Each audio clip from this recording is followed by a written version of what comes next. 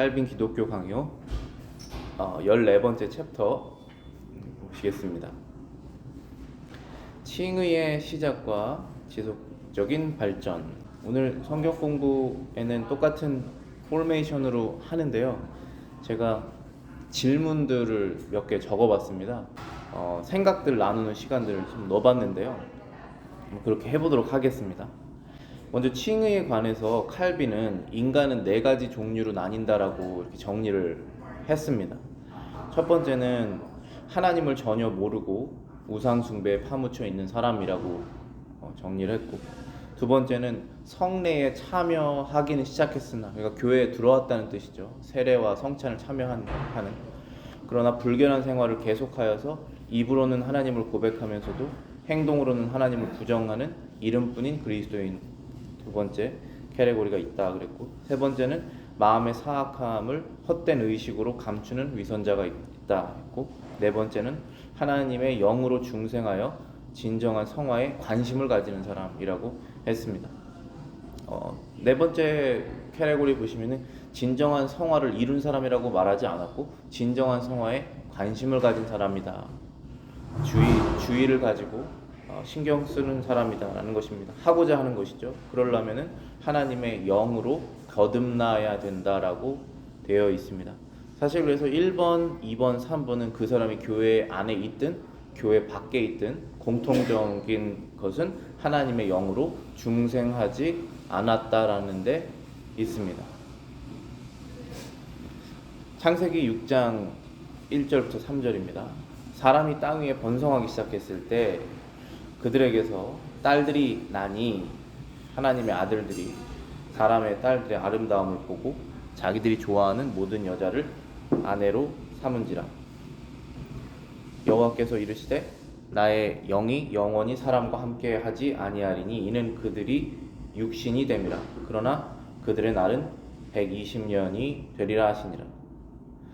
노아 때 하나님께서 대홍수로 세상을 심판하셨습니다. 그때 노아 가족 8명 이외의 나머지 사람들은 다 홍수 가운데 죽었죠. 그때 어떠한 상태였길래 하나님께서 홍수로 인류를 8명 빼고 전멸하도록 하셨는가 했을 때의 그 설명이 초반부 6장에 나와 있는 것입니다. 사람이 번성하고 그들에게서 딸들이 나는데 하나님의 아들들이 사람의 딸들의 아름다움을 보고 자기들이 좋아하는 모든 여자를 아내로 삼는다라고 있습니다. 하나님의 아들들 그리고 사람의 딸들, 이거 해석이 여러 가지가 있는데요. 하나님의 아들들은 저희가 지금 하나님의 자녀라면 자녀가 된 이유는 예수님을 믿는 믿음으로 자녀가 된 것이죠. 하나님을 사랑하게 되면서 그 하나님의 사람들이 사람의 딸들, 하나님과 전혀 관계없이 사는 사람들의 그 아름다운 모습을 보고 좋아해서 결혼을 했다는 것입니다. 즉 하나님보다 세상을 더 사랑하는 마음에 그렇게 된 것이죠. 그리고 3절에 보시면은 이런 표현이 있습니다. 그들이 육신이 됨이라. 우리가 육과 영이 있습니다. 근데 이 사람들이 육신이 되었다는 것은 무슨 뜻이냐면 영이 없다라는 것이죠. 영이 죽었다는 것입니다. 영이 죽었다고 해서 육신이 죽은 것은 아니죠. 우리는 다 살아서 이렇게 행동합니다. 믿는 자든 믿지 않는 자든, 하나님을 사랑하는 자든 사랑하지 않는 자든. 그러나 그 안에 성령이 있으면 하나님의 영이 살아 계신 것이고, 그 살아있는 하나님의 영이 우리의 영을 살리시는 것이죠. 그러나 그 하나님의 영이 전혀 없는 상태는 하나님을 인식하지 않고 하나님을 예배하지 않고 살아가는 삶일 것입니다. 그 사람이 육신이 되었다라는 표현을 하신 것입니다.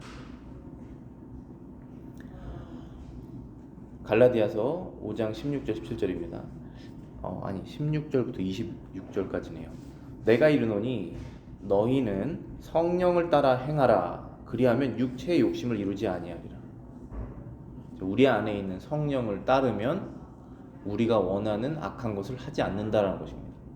육체의 소욕은 성령을 거스르고 성령은 육체를 거스르나니 이 둘이 서로 대적하므로 너희가 원하는 것을 하지 못하게 하려 함이니라. 성령의 역할이 나와 있습니다. 즉 우리 육체에 원하는 것을 하지 못하도록 성령이 우리 안에서 그것과 싸운다는 것입니다. 그래서 결국 우리가 원하는 것을 하지 못하고 성령이 원하는 것을 하시도록 성령께서 우리 마음속에서 일하신다는 것입니다. 싸움을 하신다는 것입니다. 그것이 그 싸움이 있는 상태가 그 사람이 성령으로 중생한 사람이라는 것이 되는 것이죠. 18절입니다. 너희가 만일 성령의 인도하시는 바가 되면 율법 아래 있지 아니하리라. 육체의 일은 분명하니 곧 음행과 더러운 것과 호색과 우상 숭배와 주술과 원수 맺는 것과 분쟁과 시기와 분냄과 당짓는 것과 분열함과 이단과 투기와 술 취함과 방탕함과 또 그와 같은 것들이라. 전에 너희에게 경계한 것 같이 경계하노니 이런 일을 하는 자들은 하나님의 나라를 유업으로 받지 못할 것이요 오직 성령의 열매는 사랑과 희락과 화평과 오래 참음과 자비와 양선과 충성과 온유와 절제니 이 같은 것을 금지할 법이 없느니라. 그리스도 예수의 사람들은 육체와 함께 그 정욕과 탐심을 십자가에 못 박았느니라. 만일 우리가 성령으로 살면 또한 성령으로 행할지니 헛된 영광을 구하여 서로 노엽게 하거나 서로 투기하지 말지니라. 만일 우리가 성령으로 살면 성령으로 행할 수 있다. 헛된 영광을 구하지 않을 수 있다. 서로 노엽게 하지 않을 수 있다. 투기하지 않을 수 있다. 성령의 열매들을 맺을 수 있다는 것입니다. 그래서 제일 중요한 것은 우리가 완벽한 사람이 될 수 없고 성화를 이룰 수는 없지만 성령을 받아서 거듭난 것, 그래서 성령이 나의 육체적인 소욕과 싸움이 일어나는 상태, 그 사람이 하나님의 사람이다라고 말하고 있는 것입니다. 그 사람들이 하나님의 나라를 유업으로 얻을 것이다 라고 말씀하고 있는 것입니다.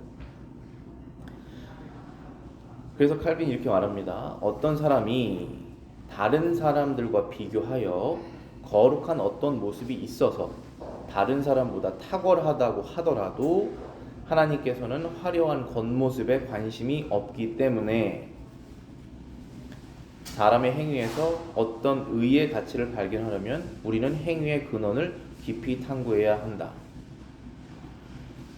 자, 이거는 성령으로 거듭나지 않은 어떠한 사람이 다른 일반적인 모든 사람들과 비교해서 우리 그리스도인들과도 비교해도 어떠한 거룩한 모습이 뛰어나게 있을 수 있다라는 것입니다. 그래서 그 사람의 거룩한 모습, 그 덕행이 탁월하다고 하더라도 하나님께서는 그 겉모습의 화려함에 관심이 없으시고 속마음에 관심이 있으시기 때문에 그 사람이 어떠한 의의 가치를 갖고 있는지 알려면 그 사람의 행위의 근원, 그 원인을 깊이 생각해야 된다라고 말하고 있는 것입니다. 즉 믿지 않는 사람이 성령으로 거듭나지 않아도 선행을 할 수 있죠.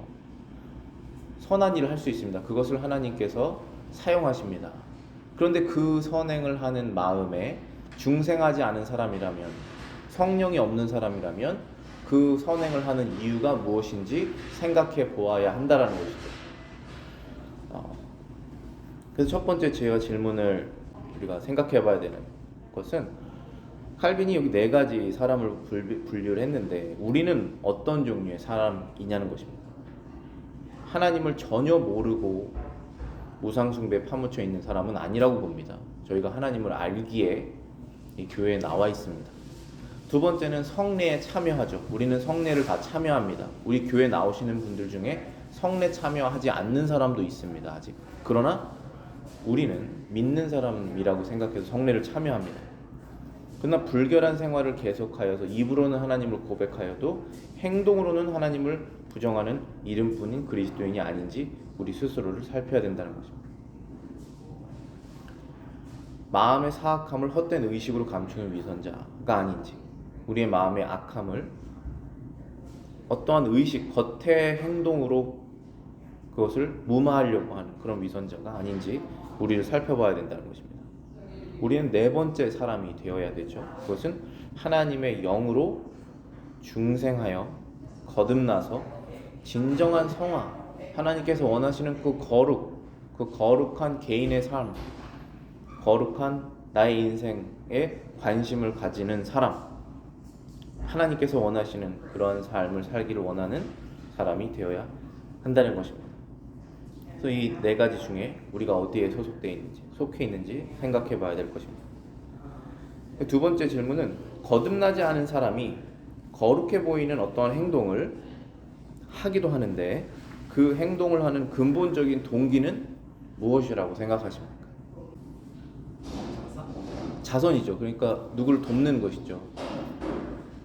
아름다운 행동입니다.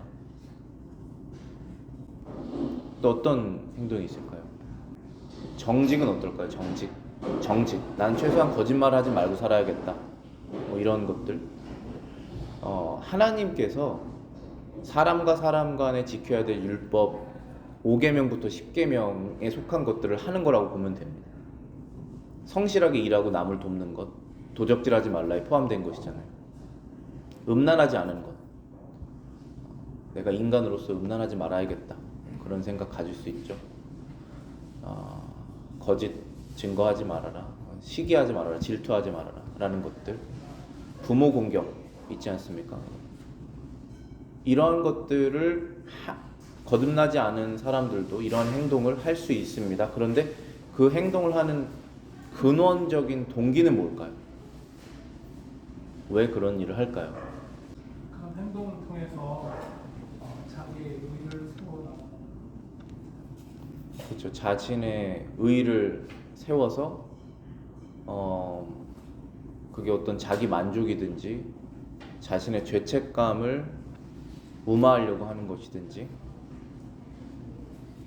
자신을 기쁘게 하는 행동이죠. 자선이라는 것은 참으로 기쁜 거죠. 우리가 누구를 도울 때 어렵긴 하지만 도왔을 때 참으로 기쁜 마음이 들잖아요. 그래서 그러한 것이 좋아서 할 수 있는 것입니다. 그런데 그럼 거듭난 사람과 거듭나지 않은 사람의 그 자선이든 정직이든 이런 걸 행했을 때 그 동기의 가장 다른 점은 뭐냐 하면은 그 동기에 하나님이 계시는지 하나님이 없는지입니다. 이게 다른 점이에요.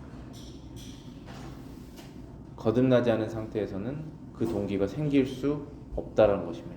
믿음이 없이는 하나님을 기쁘시게 할 수 없느니라. 그래서 우리가 자선이든 정직이든 이러한 덕행들이 나쁘다고 말하는 것이 아니라 그 사람의 동기가 무엇인지를 아는 것이 중요하다는 것입니다. 우리의 동기가. 다음 장 넘어가 보시겠습니다. 불신자들의 덕행은 하나님께서 주신 것이다. 불신자들 사이에서 나타나는 현저한 재능은 모두 하나님의 선물이라는 것을 부인하지 않는다.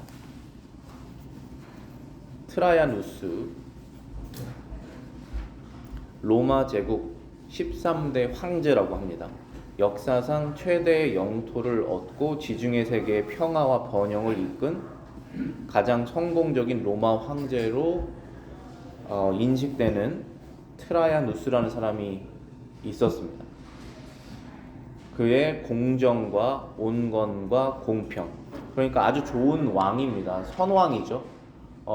땅도 넓혔고 그리고 그 나라의 제국의 시민들도 너무나 행복하게 살았고 공정했고 그리고 백성들을 온화하게 다스렸던 그런 왕입니다. 그러나 불신자죠.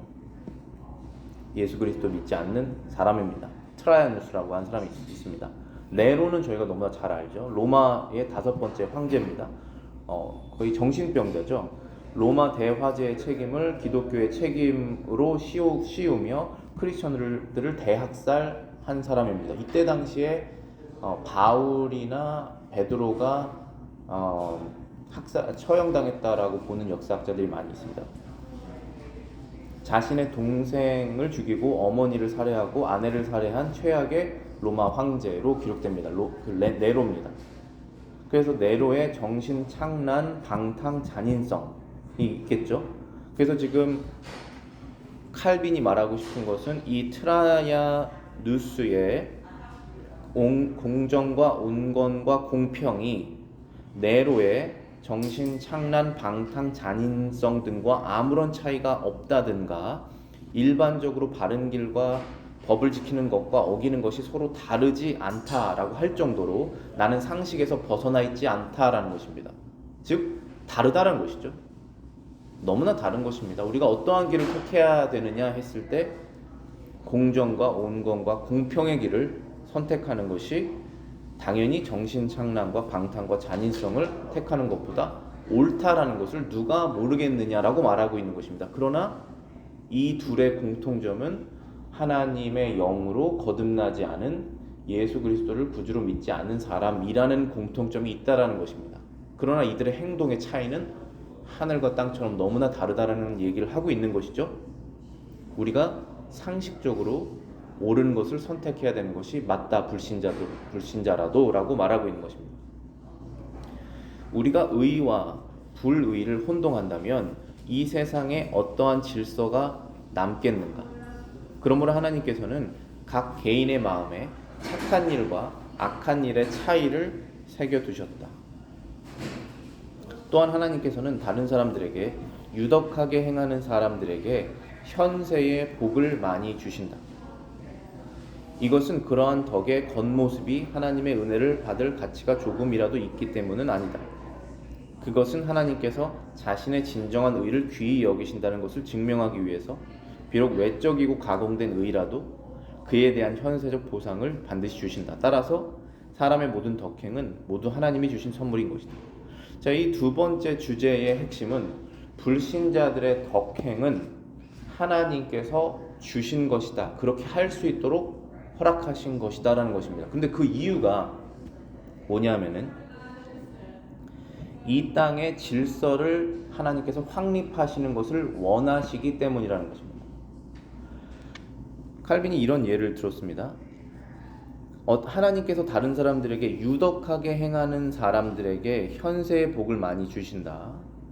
자, 이게 그리스도인들이든 아니면 예수 그리스도를 믿지 않은 사람들이든 하나님께서 이 법칙을 동일하게 적용하십니다. 즉 다른 사람에게 유덕하게 인색하게 행하지 않고 더 많이 주려고 하고 하는 그 사람에게 현세의 복을 많이 주신다라는 것입니다.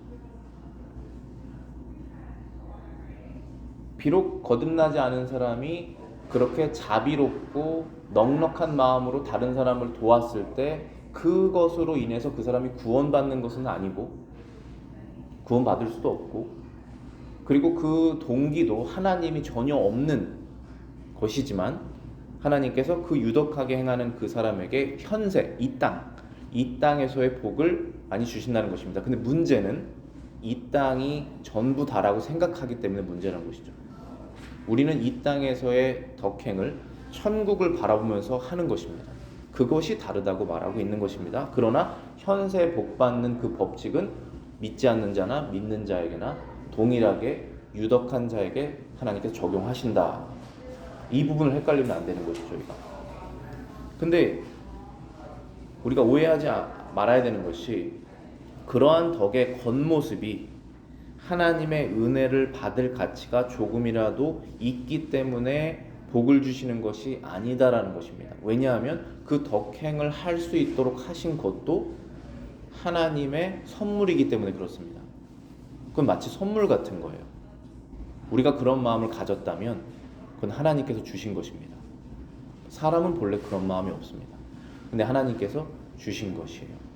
그래서 은혜 받을 가치가 우리 안에 조금이라도 있는 것은 아니다라고 말하는 것입니다. 그런데 하나님께서 그런 유독한 사람들에게 현세 이 땅에 복을 주시는 이유는 자신이 진정한 의를 귀하게 여기신다는 것을 증명하기 위해서 비록 외적이고 가공된 의라고 할지라도 그에 대한 현사적 보상을 반드시 주신다.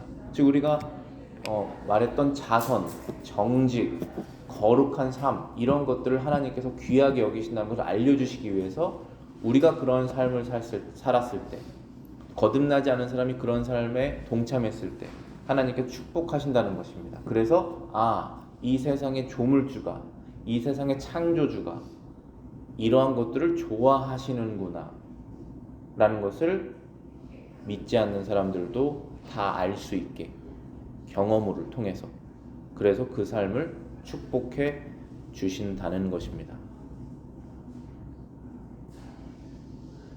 따라서 사람의 모든 덕행은 모두 하나님이 주신 선물인 것이다. 그럼 제가 세 번째 질문을 여기 가져왔습니다. 하나님께서는 거듭나지 않은 사람들의 덕행을 이 땅에서 축복해 주시는데 그러한 경우를 경험해 보신 적이 있으십니까? 여러분들 주변에 하나님을 알지 못하고 예수 그리스도 안에서 성령으로 거듭나지 않았는데 덕행을 많이 함으로 인해서 이 땅에서 축복받은 사람의 경우를 보신 적이 있습니까? 많은 축복들, 그것이 건강이든 그것이 재정적인 것이든 축복을 해주시고 그게 자녀 축복이든 간에 그렇게 축복받은 경우들을 보신 적이 있냐는 있으시죠? 그런 축복들을 하나님께서 하시는 이유는 하나님께서 그렇게 남을 돕고 선행하고 넉넉하게 행동하는 그런 모습, 정의롭게 행동하는 모습, 그런 것들을 하나님께서 좋아하신다는 것을 알도록 축복하신다는 거예요. 그런데 그 사람이 그러한 행동으로 인해서 구원받거나 죄 용서받거나 하나님을 기쁘시게는 못합니다. 왜냐하면 그 사람의 마음의 동기에는 하나님이 없습니다. 생명 주신 하나님께 감사하는 마음이 없어요. 그 모든 것을 넉넉하게 베풀려면 내가 갖고 있는 게 있어야 하잖아요. 그것을 주신 하나님에 대한 감사가 없습니다. 그냥 어떠한 착한 마음에서 그렇게 하는 것이지 하나님에 대한 감사가 없다는 것입니다. 그럼 거듭나지 않은 사람들의 덕행이 그들의 구원과 죄의 용서에 기여할 수 있습니까? 이거는 yes or no입니다. 뭐라고 생각하십니까? 거듭나지 않은 사람들의 덕행이 그들의 구원과 죄의 용서에 기여할 수 있습니까? 없습니다. 여기서 기여라는 것은 조금이라도 보탬을 준다는 것이잖아요. 저희 이것을 믿지 않습니다. 왜냐하면 성경에서 의인이 되는 비결은 예수 그리스도를 믿는 믿음으로 의인이 된다고 분명히 말씀하셨잖아요. 율법으로는 하나님을 기쁘시게 할 사람이 없다라고 말씀하셨고, 근데 이 믿음 자체도 선물이기 때문에 우리가 다른 사람보다 더 많은 덕행을 해서 이 믿음을 얻게 된 것이 아닙니다. 그렇게 되지 않아요. 저와 여러분들, 우리 그리스도인들보다 더 많은 덕행을 하는 사람들이 세상에 훨씬 많습니다. 저는 가끔 그런 생각을 해요. 오히려 우리가 굉장히 악하고 스스로 구원받을 수 없는 사람이기 때문에 예수님께서 우리를 구원하셨구나. 나보다 저 믿지 않는 사람이 훨씬 더 구원받게 마땅한 사람이다 라는 생각을 저는 많이 합니다. 그러나 그의 의로 구원받을 수는 없죠. 그것이 하나님께 악으로 비춰집니다. 죄의 용서에 기여할 수 없습니다. 전혀. 아무것도 한 것이 없어요. 전적으로 예수 그리스도께서 다 하신 것입니다. 우리의 구원에 관해서. 우리가 거듭난 다음에 선행을 하고 덕행을 하는 것, 그것도 하나님의 선물입니다. 그 선행으로 인해서 천국의 상급이 쌓입니다. 저의 천국의 상급과 제 아내의 천국의 상급이 다르다고 저는 믿습니다. 여러분의 천국의 상급이 다 달라요.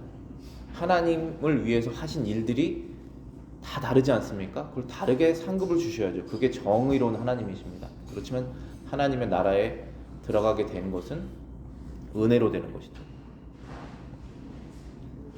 거듭나지 않은 사람의 덕행은 하나님께서 사용하시고 사회 질서를 유지하시고 사람들이 하나님이 누구신지를 알도록 그렇게 인도하시지만 그 덕행이 그들의 구원과 죄 용서에는 기여할 수 없다라는 것입니다.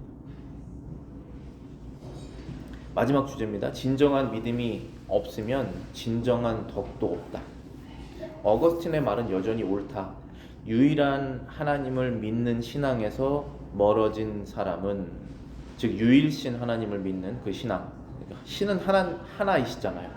그 하나님을 믿는 신앙에서 멀어진 사람은 그의 선행의 명성으로 인해 아무리 높이 평가받을지라도 이 사회에서 그 마음이 오염되어 하나님의 선한 일을 더럽히기 때문에 상 대신 벌을 받는 것이 당연하다. 그들은 의와 급기와 우정과 절제와 용기와 지혜로 인간 사회를 유지하는 하나님의 도구이기는 하지만 하나님의 선한 사업을 심히 망칠 뿐이다 라고 말한 어거스틴의 말이 옳다라고 칼빈이 해석하고 있습니다. 저 왜 그러냐 하면은 인간의 마음은 불결하기 때문에 그들의 선한 행위는 그 근원으로부터 부패되었다. 그들의 덕행은 악과 비슷하여 사람의 눈을 속이는 악행으로 분류되어야 한다. 바른 일의 목적은 언제든지 하나님을 섬기는 데 있다는 것을 염두해야 된다. 염두해 둔다면 다른 것을 목표로 삼는 노력은 바르다라는 말을 들을 수 없다. 그들에게는 믿음이라는 빛이 없고 행위는 마땅히 추구해야 할 목적을 위한 것이 아니기 때문이다. 그러므로 의무 수행은 행위보다 목적에 의해 가치가 판단되어야 한다. 따라서 중생하지 않는 사람들에게는 진정한 의가 없다. 그런즉 너희가 먹든지 마시든지 무엇을 하든지 다 하나님의 영광을 위하여 하라. 유대인에게나 헬라인에게나 하나님의 교회에나 거치는 자가 되지 말라. 고린도전서 10장 31절부터 32절입니다. 너희가 먹든지 마시든지 우리 일상에서 무엇을 하든지 목적이 있습니다. 여러분, 미국에 이민 오신 목적이 있습니다. 교회에 나오신 목적이 있습니다. 무엇을 하든지 하나님의 영광을 위해서 하면 그 부가적인 부산물로 우리가 이 땅에서 여러 가지 축복을 얻습니다. 그러나 우리의 목적은 하나님께 있습니다. 있어야 합니다. 그것이 하나님께서 기뻐하시고 우리에게 요구하시는 의무입니다. 그런데 중생하지 않은 상태에서는 이 하나님을 기쁘시게 하려는 마음이 없기 때문에 어떠한 행동을 했을 때 하나님의 영광을 위해서 할 수 없습니다. 그럼 중생을 할 수 있는 비결은 뭐냐면 믿음입니다. 그래서 믿음이 없이는 하나님을 기쁘시게 할 수 없다라고 정의를 하고 있는 것입니다. 히브리서에서. 하나님이 계신지를 믿지 않는데 어떻게 하나님을 위해서 살 수 있겠습니까? 하나님께서 나에게 모든 것을 주셨고 나의 모든 것을 다시 가져가실 권리가 있는 분이라는 것을 믿지 않는데 어떻게 우리가 모든 것을 하나님께 드리면서 아까워하지 않을 수 있겠습니까? 그래서 믿음이 없이는 하나님을 기쁘시게 할 수 없고 믿음이 없이는 중생할 수 없는 것입니다. 거듭날 수 없다라는 것입니다. 유대인에게나 헬라인에게나 하나님의 교회에나 거치는 자가 되지 말라라고 했습니다. 여기서 거치는 자라는 것은 걸림돌입니다. 저와 여러분들이 얼마나 하나님의 일에 걸림돌이 되는 사람들입니까? 저와 여러분들이 성령으로 거듭나지 않은 상태에 있을 때 성령으로 거듭났다라고 하더라도 우리의 마음이 성령으로 완전히 이렇게 캡처되지 않은, 완전히 성령이 우리의 주인이 아니실 때 하는 여러분들의 일들, 그것이 교회에서 일이든 아니면 이웃 간의 일이든지 간에 하나님께서 하시려고 하는 일에 걸림돌이 될 때가 많다라는 것입니다. 왜냐하면 하나님께서는 그 일을 통해서 이 목적을 이루려고 하시는데 나는 그 일을 통해서 다른 목적을 이루려고 하기 때문에 그런 것입니다. 하나님께서는 그 일을 통해서 사람을 구원하고 영혼을 구원하고 천국으로 이끌고 주님의 몸된 교회를 세우려고 하는데 나는 그 일에 같이 동참해서 내 목적을 이루려고 하기 때문에 거치는 돌이 되는 것입니다. 걸림돌이 되는 것이에요. 그래서 하나님께서 그것을 기뻐하지 않으십니다. 그래서 하나님의 일에 우리가 동참을 하려면 성령께서 우리의 마음의 완전한 주인이 되어 주셔서 내가 하는 모든 말과 행동과 봉사든 선행이든 뭐든지 간에 하나님의 영광을 위해서 할 때 하나님의 일에 걸림돌이 되지 않고 오히려 같이 일할 수 있는 축복을 누릴 수 있는 것입니다. 근데 이것이 거듭나지 않은 사람의 상태에서는 불가능하다는 것입니다. 저와 여러분들은 너무나 분명하게 그 사실을 알고 있어요. 왜냐하면 거듭난 우리라도 성령이 나의 완전한 주인이 되지 않을 때 내가 거치는 돌이 된다는 것을 알기 때문에 그렇습니다.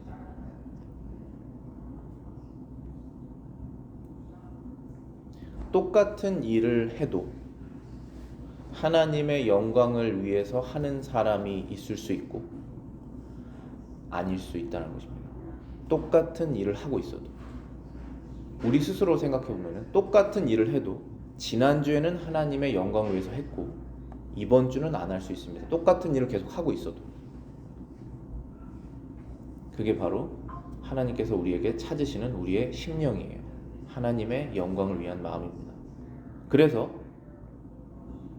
인간의 마음은 불결하기 때문에 거듭나지 않은 사람들이 선한 행위를 하더라도 그 근원이 부패되어 있다라는 사실을 우리는 기억해야 된다라는 것입니다. 그들의 덕행은 악과 비슷하다라고 칼빈은 말하고 있습니다. 왜 비슷하다라고 했냐면은 악인지 선인지 구분하기 어렵기 때문에 비슷하다라고 말한 것입니다. 사람의 눈을 속이는 악행으로 분류되어야 된다. 그들은 속일 마음은 없었습니다. 누구를 속이려고 하는 것이 아니에요. 그런데 사람이 속는다는 것입니다. 다른 사람이. 그것은 선행이구나라고. 그러나 하나님은 속지 않으십니다.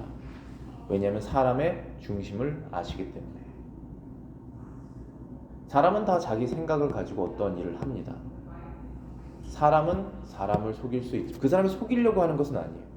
근데 다른 사람이 봤을 때 그것은 선행이구나, 완전한 선행이구나 생각할 수 있지만 하나님은 그 마음의 중심을 보시고 그것은 나를 위해서 한 것이 아니구나 라는 것을 아시고 악이라고 재판하신다는 것입니다. 그래서 거듭나지 않은 사람의 선한 행위는 근원으로부터 부패되어 있기 때문에 악과 비슷한 사람의 눈을 속이는 선과 비슷하게 보이는 사람의 눈을 속이는 악으로 분류되어야 한다라는 것입니다. 왜냐하면 바른 일의 목적은 언제든지 하나님을 섬기는 데 있다는 것이 있기 때문이다 라는 것입니다. 그래서 저와 여러분들이 무슨 일을 하든지 간에 하나님을 위해서 섬기면 그것은 바른 목적이 됩니다. 마지막 질문 제가 적어놓은 것은 모든 일의 최종 목적이 하나님의 영광이 아닌 것이 죄이고 악이란 것을 믿으십니까? 모든 일의 최종 목적이 하나님의 영광이 아닌 것은 죄고 악이라는 것을 믿으십니까? 여러분 그렇게 믿으십니까? 이것이 아주 중요한 성경의 가르침이고 신학적인 주제예요. 여기에서 속아서 어떤 사람을 전도를 하지 못합니다. 제가 어떤 청년하고 얘기를 했는데 그 친구가 예수님을 믿느냐 했을 때 그 친구는 예수님을 믿는 거가 참 어려울 거다 이렇게 얘기를 해요. 왜 그렇게 생각하냐 했더니 너무나 도덕적인 삶을 산다는 거예요. 그래서 예수 믿을 필요가 없는 것처럼 본인이 느낀다는 거예요. 그 친구가. 그런데 그렇게 말하는 이 젊은 이 청년도 신학적으로 성경적으로 성장해야 되기 때문에 자기 스스로 헷갈려서 그 사람이 과연 예수가 필요한가? 라고까지 갈 수 있다는 것이죠. 그럼 그 청년은 지금 어떠한 이해가 부족한 것이냐면은 모든 일의 최종 목적이 하나님의 영광으로 한 것이 아닐 때 사람이 봤을 때는 그것은 선한 것이다라고 사람은 속을 수 있지만 하나님께서는 속지 아니하시고 그것은 악으로 판단하시고 영원한 형벌을 주신다는 그 사실을 모른다는 것입니다. 이해하지 못하는 것이죠. 그래서 이것은 하나님께서 성경 말씀에 그렇게 말씀하셨기 때문에 우리는 그것을 믿고 받아들이게 되는 것입니다. 만약에 여러분들이 어떠한 선행으로 하나님께 구원받으실 수 있으면 예수님께서 여러분들을 위해서 죽으실 필요가 없는 것이죠. 그럼 여러분과 예수님의 관계가 끊어져 버리는 것입니다. 그래서 이것이 악이라는 거예요. 저와 하나님과의 관계를 이어주시는 분은 예수님이신데 그 예수님과의 나의 관계가 끊어져 버리면 하나님과의 관계가 끊어져 버리는 것입니다. 그래서 전적으로 내 자신이 구원받을 수 없는 죄인이라는 것을 알기 전에는 그리스도와 관계가 맺어질 수가 없다는 것입니다. 그래서 그 사람에게는 본인 스스로가 구원자예요. 본인 스스로 구원을 해야 됩니다. 자기 자신을. 그래서 율법을 최대한 지키려고 노력을 할 거예요. 중간에 포기하지 않으면. 중간에 포기해서 완전히 다 버리는 사람도 있지만 끝까지 해보려고 할 거예요. 그 사람을 성경에서는 율법 아래에 있는 자다라고 말합니다. 율법 아래에 있는 자. 율법을 통해 구원받기를 원하는 것입니다. 그러다 보면 어떻게 되냐면은 무신론자가 될 거예요. 왜냐하면 어차피 아무도 천국에 못 간다고 생각하기 때문에. 아무도 갈 수 없잖아요. 그렇죠. 예수 그리스도를 통해서만 갈 수 있다라는 우리는 믿음을 얻게 된 것이고, 그렇지 않은 상태에서는 무신론자가 될 수밖에 없습니다. 아무도 갈 수 없다라는 것을 스스로 알기 때문에. 기도하고 마치겠습니다.